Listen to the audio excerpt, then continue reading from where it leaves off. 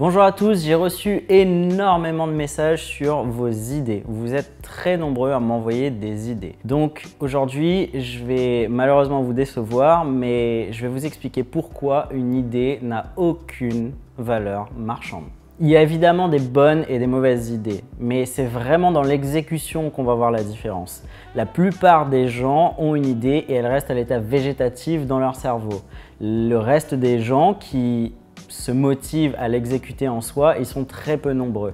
Mais pour le simple fait de l'idée, on est plus de 7 milliards sur la planète, donc c'est vachement prétentieux de penser que quand on a une idée, on est le seul à l'avoir eue. La plupart du temps, votre idée, des gens l'ont déjà eue. Et soit ils ont étudié le marché et ils se sont rendus compte que c'était pas viable et donc ils n'y sont pas allés, soit il y a déjà des concurrents que vous connaissez pas, qui sont déjà à pied d'œuvre pour faire ce produit-là. Soit au contraire, l'idée est déjà en développement, donc l'idée a déjà été eue un peu avant vous et elle est déjà en développement, puisqu'avec les nouvelles technologies, il y a des idées forcément qui ne sont pas encore exploitées. Et le dernier cas de figure, la quatrième option, où personne n'a eu l'idée et c'est quand même un marché viable, ça j'y crois très peu, c'est très peu probable. Et si c'est le cas, allez-y, mais le marché ne restera pas vierge très longtemps. En soi, même une bonne idée verra des évolutions dans sa pratique. Donc vous prenez par exemple le cas de Facebook. Quand Facebook est sorti, MySpace existait déjà et j'en suis persuadé qu'il s'est clairement inspiré. En tout cas, Mark Zuckerberg devait très bien connaître MySpace. Donc c'est avec sa sensibilité qu'il a fait évoluer son idée de Facebook jusqu'à le Facebook qu'on connaît aujourd'hui. Mais vraiment la différence entre MySpace et Facebook, ça a été l'équipe qui a drivé le projet. C'est la somme de leurs travaux qui ont fait que vraiment dans l'exécution, ils ont réussi à surpasser MySpace sur un créneau qui était déjà a priori utilisé, exploité. Donc pour répondre à une question que beaucoup de gens m'envoient, c'est comment trouver des investisseurs? Arrêtez de vous focuser sur une idée, personne n'achètera votre idée. D'abord, les investisseurs ils misent sur des équipes, sur votre capacité dans l'exécution de votre idée. Donc si par exemple vous êtes, j'en sais rien, développeur et que vous me proposez un projet, ou à n'importe quel investisseur, vous proposez un projet qui est complètement pas dans vos cordes d'exécution. Personne va miser sur vous. Pourquoi il miserait sur vous sur une simple idée pour qu'ensuite lui doive créer l'équipe, etc. C'est très compliqué. Donc pour ceux qui veulent trouver des investisseurs, faites des prototypes. Lancez-vous sur un marché où vos compétences correspondent exactement à l'idée que vous avez. Exécutez, prototypez et ensuite là vous pouvez commencer à aller chercher des investisseurs. On va quand même décortiquer un tout petit peu plus pourquoi une idée n'a quasiment aucune valeur marchande. La plupart du temps, quand on a une idée, il y a plusieurs facteurs qui entrent en jeu. Donc on n'a pas tous la même sensibilité sur différents sujets. Donc je peux avoir une idée de fou mais qui correspond à ma sensibilité. Par exemple, je suis un fan d'histoire, je vais forcément penser à un business model sur l'histoire, et on n'a pas envie de lâcher cette idée aux gens, sauf que la réalité c'est que plein de gens s'en foutent. Mais vu qu'on la garde pour nous, on ne peut pas le savoir que les gens s'en foutent. Donc il y a ce principe-là, la sensibilité sur les sujets est complètement différente. Il y a aussi le fait d'avoir une super idée, mais qui est bonne sur le papier, mais qui dans l'exécution verra tout un tas de problèmes. Par exemple, son business model ne serait pas viable. Vous voulez lancer quelque chose, mais vous vous rendez compte que, vous vous rendez pas encore compte justement, que si vous l'exécutez, vos marges ne seront pas suffisantes pour en faire un business ou bien les régulations juridiques par exemple vont vous empêcher de le faire. Il y a plein de business qui se sont lancés et elles ont dû contourner les régulations juridiques parce qu'il y avait un flou juridique sur ces principes-là. Donc ça, c'est deux trucs sur lesquels il faut faire très attention. C'est la réalité ne correspond quasiment jamais à l'utopie qu'on s'en fait dans la tête. Ça, c'est basique. Et ensuite, il y a la régulation juridique ou les problèmes administratifs, etc. qui créent aussi d'autres soucis sur vos idées. En tout cas, il y a plus d'entrepreneurs qui réussissent dans l'exécution que dans la bonne idée. On peut tout à fait avoir une mauvaise idée et en faire un bon produit, ou une idée qui existait déjà et en faire un bon produit, alors que d'avoir une idée de fou mais qu'on ne peut pas exécuter, ça restera très souvent les messages que vous envoyez à droite et à gauche en disant j'ai une super idée, je ne veux pas trop en parler, mais vous en ferez jamais trop rien. D'ailleurs, la plupart des sociétés qu'on idéalise quasiment tous au niveau business, je parle, Facebook, Amazon, Google, YouTube même, ils étaient jamais premiers sur leur marché. C'est des idées qu'ils ont emprunté, qu'ils ont copié. Quand Google est sorti, il y avait déjà des moteurs de recherche. Je crois que Yahoo est arrivé bien avant et il y en avait encore un avant Yahoo. Quand Facebook est arrivé, MySpace existait déjà depuis longtemps. Amazon, n'en parlons pas, il y avait des marketplaces qui existaient de partout. C'est vraiment dans l'exécution du projet que ces équipes ont vraiment fait la différence et c'est là où le projet est devenu ce qu'il est aujourd'hui.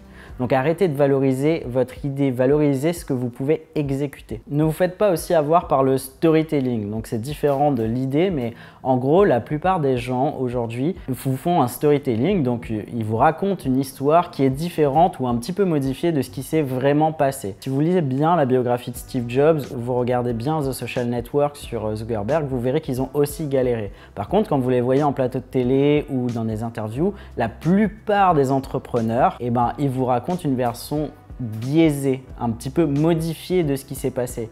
Parce que c'est plus vendeur pour leurs produits, pour leur marque. Mais il y a d'autres entrepreneurs qui jouent le contre-pied et qui justement jouent un peu sur votre sentiment de compassion. Donc ils vous font penser qu'ils galèrent un petit peu plus. Donc il faut bien faire attention à comprendre. N'idéalisons pas trop le storytelling, mais ne lui donnons pas trop de pitié non plus pour avoir envie de l'aider. Il faut un juste milieu. Les bons entrepreneurs, c'est en général ceux qui sont un petit peu au milieu. Ils racontent leur succès parce que c'est important de raconter ses succès, sinon personne ne nous fait confiance. Et ils racontent aussi un petit peu leurs échecs. D'ailleurs, petit exemple, moi sur cette chaîne jusqu'à présent, j'ai beaucoup parlé de mes échecs et j'ai reçu de nombreux messages super gentils. Vous êtes vraiment trop mignons. Vous m'envoyez plein de messages pour me soutenir et il y a eu l'affaire Eclipsia où j'ai perdu de l'argent. Il y a eu l'affaire Box4Gamer où j'ai perdu de l'argent. Et vous avez été très nombreux à me demander si ça allait financièrement, si je voulais pas de l'aide et vraiment je trouve ça génial. Mais donc je voulais aujourd'hui aussi vous dire de ne pas vous inquiéter. Dragon, c'est une société qui fait plusieurs dizaines de millions d'euros de chiffre d'affaires par an. C'est ce que j'appelle une perte acceptable. Je peux me planter de temps en temps sur certains projets et donc ne vous inquiétez pas, tout va bien et je veux pas jouer sur votre sentiment de compassion, mais je veux pas non plus jouer sur le sentiment où je vous fais penser que tout roule tout le temps. Mon objectif sur cette chaîne, c'est vraiment de vous montrer que à tout niveau, peu importe ce qu'on fait, on a des complications, mais on a aussi des succès. Donc j'ai beaucoup parlé de mes complications ces derniers temps, mais je voulais vous rassurer, il y a aussi de grands succès. Dragon fonctionne très très bien et ne vous inquiétez pas sur ce côté-là. En gros, on exécute bien nos idées et on a un taux de succès plus important que notre taux d'échec. Donc si par exemple on va lancer 10 projets, on va réussir 8 fois et on va échouer par exemple 2 fois ou bien 9 fois et 1 fois. L'objectif a été principalement de vous parler des échecs parce que je trouve toujours qu'on apprend beaucoup plus dans la version échec que dans le succès. Quand on réussit, c'est très très compliqué de savoir ce qui a fonctionné ou pas fonctionné puisque a priori on aura une vision biaisée de tout a fonctionné. Donc vraiment l'objectif c'était de me focus sur les échecs pour vous apprendre plus de choses. Enfin bon, revenons à l'idée. On va casser le mythe, la légende j'ai envie de dire, du partage d'idées. J'ai par exemple hier fait un tweet pour savoir si vous étiez intéressé par un concept d'émission qui s'appellerait le bocal à idées où je prendrai les idées et où je vous parlerai non pas de l'idée mais de l'exécution potentielle de cette idée. Combien il faudrait de personnes, quel serait le business model appréciable pour ce genre de projet, etc., etc. Mais il y a beaucoup de gens qui m'ont dit « bah moi je partagerai jamais mon idée parce que j'ai peur qu'on me la vole ». Donc déjà, pour moi, il n'y a pas de vol d'idée, il y a une copie. On ne peut pas voler une idée puisqu'elle vous appartient toujours. Pour moi, un vol, c'est quand on prend quelque chose à quelqu'un, ça ne lui appartient plus. Donc ce qu'on peut faire, c'est qu'on lui copie, mais son idée, elle reste chez lui. Donc déjà, il y a un malentendu sur le fait de voler une idée. On copie une idée, on ne la vole pas, puisque la valeur reste la même des deux côtés. Je prends 100, mais lui, il a toujours 100. Donc voilà, c'est comme ça, on ne vole pas une idée, on la copie. Et il y a plein de sociétés en Europe, il y en a une qui est très très grosse, une allemande, qui fait que copier les idées et ça fonctionne très très bien. On va passer aux avantages et aux inconvénients de partager nos idées. En inconvénient, je vois uniquement un inconvénient. C'est éventuellement le fait que quelqu'un copie votre idée et ne vous la vole pas, et donc vous créez un concurrent de plus. Mais je pense quand on a une idée, la plupart du temps, il y a beaucoup de concurrence déjà sur le marché. Donc en inconvénient, j'en vois qu'un. D'ailleurs, ce qu'il faut savoir, c'est qu'il y a des entrepreneurs comme Elon Musk qui en 2014 a posté tous les brevets, je crois, de Tesla. Et il y a d'autres entrepreneurs aussi qui ont posté des listes d'idées pour dire aux gens qui justement racontaient bah, si j'avais une bonne idée, moi je réussirais, etc. Ils l'ont fait pour prouver que non, c'est pas avoir l'idée ou le brevet qui fait la différence, c'est vraiment dans l'exécution. Donc il y a plein d'entrepreneurs qui régulièrement dans le temps postent leurs idées et en fait, les gens n'en font pas spécialement grand-chose parce que c'est vraiment l'exécution qui fait la différence. Je le répète, mais c'est vraiment important que vous le compreniez parce que je reçois beaucoup de messages sur vos idées. Mais vos idées en soi, pour le moment, c'est du vent, entre guillemets. Moi aussi, j'en ai plein des idées, mais je n'arrive pas à les exécuter. Donc, mon idée vaut pas grand-chose en soi. Quand bien même dans le lot, il y aura un entrepreneur qui emprunte cette idée, qui la copie et qui l'exécute. Le temps qu'il ait copié votre idée, vous êtes focus dans l'exécution de votre projet et du coup, vous êtes déjà à un palier au-dessus. Donc, le temps qui vous rattrape, vous avez de nouveau pris de l'avance dans la logique des choses. Donc, c'est pas très important. Donc, pour finir sur cette partie, un seul inconvénient à partager ses idées, c'est créer un concurrent de plus dans une masse de concurrents. Donc, c'est pas très grave. Côté avantage maintenant, j'en vois plusieurs, je sais plus combien j'en ai listé, j'ai fait une petite liste, mais je crois qu'il y en a 6. Donc déjà, vous allez avoir des suggestions et ça, c'est très important. Il y a beaucoup de gens de votre entourage qui vont vous suggérer des itérations de votre projet qui seront différentes. Donc des petites améliorations, des petites suggestions, etc. Par exemple, le bocal à questions sur ma chaîne YouTube, c'est quelqu'un qui me l'a suggéré quand j'ai dit que je voulais lancer une chaîne YouTube. Donc, ce n'est pas mon idée, c'est une suggestion de quelqu'un. Donc, vous voyez, c'est très important, mais les suggestions vont vous faire gagner beaucoup de temps. Ensuite, vous allez pouvoir tester la viabilité de votre projet, les failles éventuelles. Parce que quand on partage une idée, il y a toujours des gens qui n'ont pas envie qu'on la lance et qui du coup vont essayer à notre place de trouver toutes les failles potentielles de nos idées. Et ça, c'est vraiment cool parce qu'en essayant de trouver les failles de notre projet, on peut aussi se remettre en question et éventuellement réparer avant de tout lancer, réparer les failles éventuelles de notre projet. Ensuite, vous allez tomber sur des entrepreneurs ou sur des gens qui sont peut-être un petit peu plus cultivés ou informés sur certains marchés et qui vont en 10 ou 15 minutes vous démontrer que votre idée, elle existe déjà. Là-dessus, j'ai une petite anecdote. Mon père, souvent, il me contacte en me disant « j'ai des idées géniales ». Mais le truc, c'est que lui, il pense qu'il est le seul sur le marché sur 7 milliards d'habitants. En 10 ou 15 minutes, puisque moi je connais mon métier, et ben en 10 ou 15 minutes, très souvent, je trouve une dizaine de concurrents qui sont aux États-Unis et qui sont fundés à plus de millions de dollars de levée de fonds. Donc très souvent, il y a cet autre avantage, c'est de savoir si oui ou non des concurrents existent. Ensuite, vous allez aussi tester votre pitch. Vous allez tellement parler de votre idée que vous allez devenir hyper familier avec votre raisonnement de pensée. Vous allez de plus en plus en parler avec les gens et votre idée va devenir de plus en plus claire dans votre tête et ça va vous servir si un jour vous voulez lever des fonds ou motiver des associés à vous rejoindre ou des salariés à vous rejoindre. Donc vous allez travailler votre pitch. Donc en partageant votre idée, ça c'est super important. Ensuite, les deux derniers points, ça va être de tester la demande. Donc vous allez partager votre idée et donc vous allez pouvoir savoir si des gens sont intéressés par votre idée. Ah oui, par exemple, si vous êtes passionné, j'en sais rien, de chiens ou de chats, mais que vous voyez que dans votre entourage, il n'y a pas grand monde que ça intéresse, bah oubliez peut-être l'idée de faire une multinationale là-dessus. Ça peut rester une bonne idée, mais en tout cas, vous pouvez tester la demande. Et le dernier point, non pas des moindres, c'est que très souvent, quand on lance une boîte, quand on a une idée, et ben, la plupart du temps, on est obligé de lancer avec nos propres moyens parce que la légende de vouloir trouver des investisseurs au jour 1 quand on a une idée, ça marche pas. Donc, ce qu'il faut très souvent, c'est de réunir une petite équipe de gens qui vont travailler bénévolement au départ. Donc, je vais travailler bénévolement et mon associé va travailler bénévolement.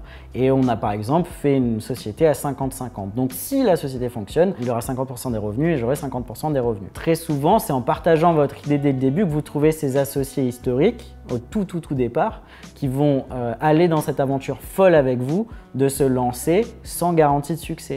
Parce qu'il y a beaucoup de gens qui me contactent en me disant « bah moi si j'avais un investisseur, c'est sûr que je réussirais ». Mais c'est faux, vous ne trouverez jamais un investisseur comme ça en fait.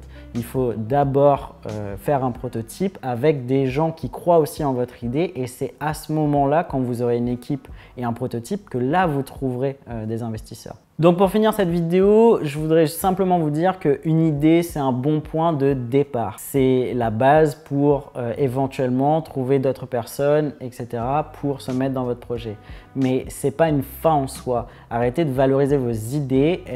Encore une fois, je le répète et je suis vraiment désolé si ça en attriste certains, mais vos idées ne valent rien. Les miennes ne valent rien non plus. C'est dans leur exécution qu'elles vont prendre tout leur sens. D'ailleurs, si vous le souhaitez, je peux vous partager tout un tas d'idées. Ça ne me dérange absolument pas. D'ailleurs, hier, j'en ai partagé une sur Box4Gamer et ça ne me dérange pas du tout que quelqu'un le fasse. Au contraire, je n'ai pas le potentiel d'exécution de cette idée. Donc, si un jour, en tant même en tant que client, je peux acheter une box comme ça, j'en serais hyper ravi. Bon, en tout cas, dans cette vidéo, on a fait sauter le bouclier du j'ai une super idée, mais je veux pas la partager.